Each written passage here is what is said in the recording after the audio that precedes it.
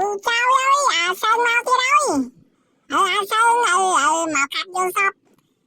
Sơn nó vô shop khên dạy ốc lụa tà pai smile.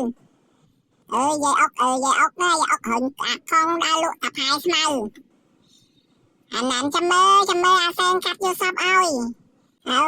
Mình Sơn cắt vô shop. Anh thật anh phong anh chặt ngay môi anh khên vô shop khên saku anh mình chặt châu ọt. Anh mê Sơn cắt vô shop lụa tà pai smile. Dạy ốc Sơn ơi hốc. Dạy ốc đã lụa tà pai. Dạy ốc Sơn ơi hốc. Tà pai Sơn ơi sai lết buồn học lết pa môi. Sơn cắt chân khên học buồn. Anh nhau thôi chặt học buồn. Anh tà pai anh ha sai điệp. Tà pai về sai.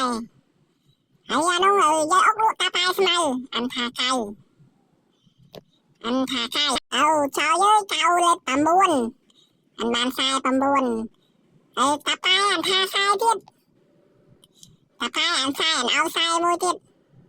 Anh mơ anh đông tà pai smile rồi anh đông anh ha đập anh ha lết môi. Anh dạy ốc anh ha hốc anh cắt lết thông á nè. Anh mơ anh cắt lết thông. Dạy ốc anh ha hốc lết pa môi. Anh mơ tà pai anh ha sai. Anh đặt lết buồn. Sai lết buồn. Anh mơ tà pai smile. Tà pai smile anh ha cay lết pa buồn. Anh ban lết thông mở pa môi sai pa buồn. Pa môi sai pa buồn. Anh cắt mà lết tiếp. Anh ha tà pai về sai.